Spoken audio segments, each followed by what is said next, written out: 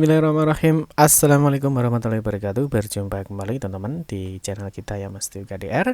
Oke teman-teman, kesempatan kali kita akan berbagi informasi kembali ya, masih di seputar dunia pendidikan ya. Khusus untuk kesempatan kali ini kita akan berbagi informasi kembali. Di sini ada peraturan terbaru ya. Tentunya dari Menpan RB per 2 Agustus 2023. Tentunya ini ada kabar baik untuk tenaga honorer. Ya mungkin dengan kategori ini ya, jadi ada beberapa kategori honorer, mungkin ex tenaga honorer kategori 2 ataupun non ASN ya.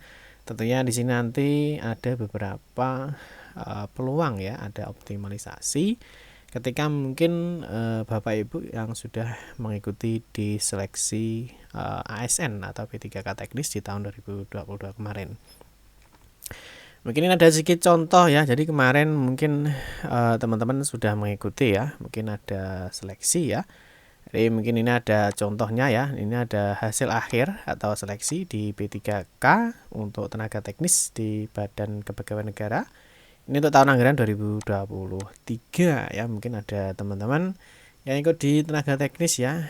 Mungkin ada yang ikut di Kementerian Kesehatan, ada mungkin di Kementerian Agama ataupun di kementerian lainnya ya. Nah di sini nanti ada kabar baiknya teman-teman. Di sini ada peraturan terbaru ya dari Menteri Pendayagunaan Aparatur Negara dan Reformasi Birokrasi. Nah, ini terkait dengan optimalisasi ya. Jadi optimalisasi. Jadi tentunya di sini ada optimalisasi pengisian kebutuhan. Nah, ini ya. Terkait dengan jabatan fungsional teknis, nah ini pada pengadaan pegawai pemerintah dengan perjanjian kerja tahun anggaran 2022 kemarin. Nah tentunya ini akan ada dioptimalkan ya, mungkin ada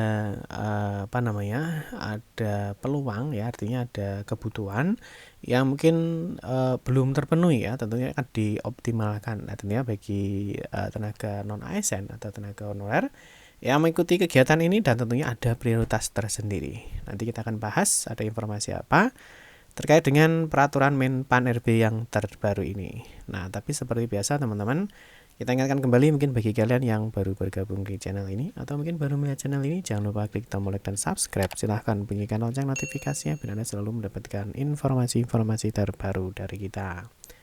Baik, kalian suka baca berita, silahkan kunjungi saja di laman resmi kita mastiokadea.com. Di sini kita akan berbagi informasi ya, khususnya di seputar dunia pendidikan. Oke, langsung saja kita mulai teman-teman ya. Jadi untuk hasil pengumuman di P3K teknis, di sini tentunya ada peraturan terbaru. Nah ini tentunya ada beberapa kategori ya dalam honorer. Tentunya ini mungkin ada kabar baik ya untuk tenaga honorer yang masuk di kategori ini. Yang pertama kita lihat teman-teman, ini ada peraturan resminya dari Menpan RB terkait dengan optimalisasi untuk pengisian kebutuhan jabatan di fungsional teknis tahun 2022 kemarin. Di sini dijelaskan teman-teman ya, yang kita pada inti ya, kita langsung masuk di sini. Jadi ada di poin 1 ya. Jadi di poin 1 ini optimalisasi pengisian kebutuhan jabatan fungsional teknis pada pengadaan P3K tahun 2022 ini dilakukan terhadap jabatan yang belum terpenuhi kebutuhannya. Nah ini bisa jadi ya, misalkan ada formasinya 4 misalkan ya. Nah baru mungkin yang ngelamar atau yang berhasil mungkin 2, berarti masih ada 2 lagi yang harus dipenuhi ya. Nah berikutnya di poin 2, optimalisasi pengisian kebutuhan jabatan sebagaimana dimaksud pada diktum ke-1 ya, ini dilakukan berdasarkan reformulasi nilai ambang batas seleksi kompetensi teknis dari hasil seleksi pengadaan P3K teknis tahun 2022 ya. Mungkin salah satunya dari sini ya, mungkin dari sini nanti ada biasanya ada PL ya. Nah kalau kita lihat di sini ada beberapa kode ya. Ada kode P ya, ini artinya memenuhi nilai ambang batas. Ada L, ini artinya lulus seleksi ya. Terus ada TL, tidak lulus ya. Ini, nah ada TH ya, dinilaikan tidak hadir. Ini tentunya yang kode P ya, ada memenuhi nilai ambang batas. Nah ini tentunya nanti ada kabar baiknya untuk di sini peraturan terbarunya. Nah di poin 3, reformasi nilai ambang batas seleksi kompetensi teknis bagaimana dimaksud ya pada diktum kedua.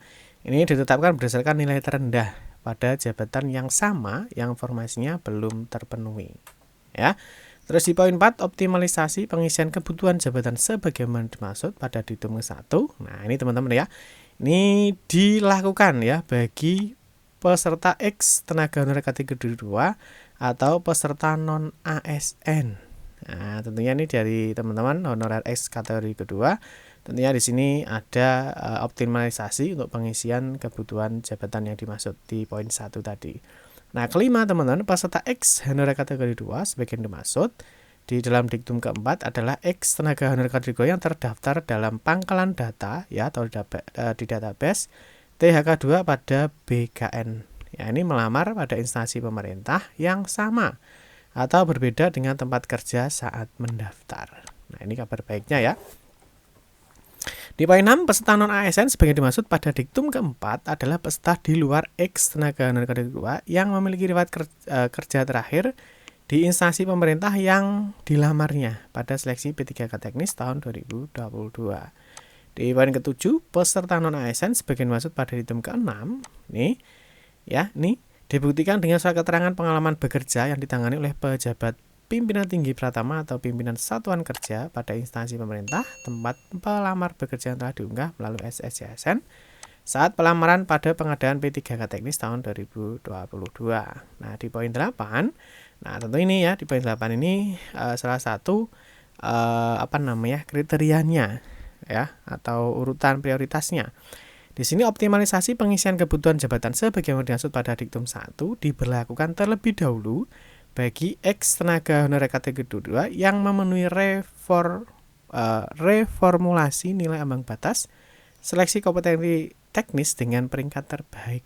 Ya, jadi tentunya nanti di sini yang kode P ya, yang memenuhi nilai ambang batas. Tentunya nanti di sini ada beberapa daftar namanya ya. Nah, mungkin teman-teman nanti ada lampiran daftar namanya. Nah, di sini tentunya dipilih dengan peringkat yang terbaik. Di poin ke-9, dalam hal masih terdapat kebutuhan yang belum terpenuhi ya, seperti di diktum 8, ini diberlakukan maka kebutuhan diisi oleh peserta non ASN yang memenuhi reformulasi nilai ambang batas seleksi kompetensi teknis dengan peringkat terbaik ya. Dan ke-10, bagi jabatan fungsional dosen, ketentuan optimalisasi pengisian kebutuhan jabatan sebagaimana dimaksud dalam diktum 8 dan 9 diberlakukan terlebih dahulu bagi peserta yang telah memenuhi nilai ambang batas pada setiap subtes seleksi kompetensi teknis. Di poin ke-11 teman-teman ya, dalam hal peserta memperoleh nilai akhir yang sama, jadi setelah dilakukan perhitungan ada nilai yang sama, maka penentuan pengisian kebutuhan secara berurutan dijalankan pada nilai kompetensi teknis yang tertinggi. Jika nilainya masih sama ya, penentuan pengisian berdasarkan pada nilai kumulatif kompetensi manajerial dan sosiokultural yang tertinggi.